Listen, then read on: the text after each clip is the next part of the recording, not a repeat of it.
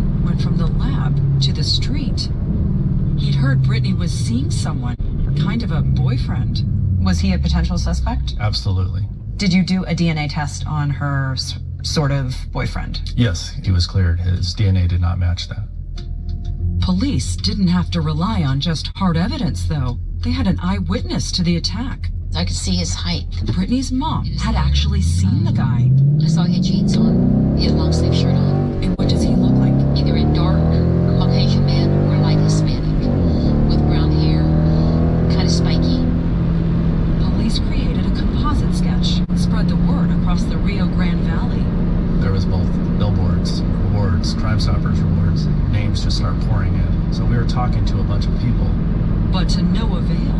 The billboard campaign didn't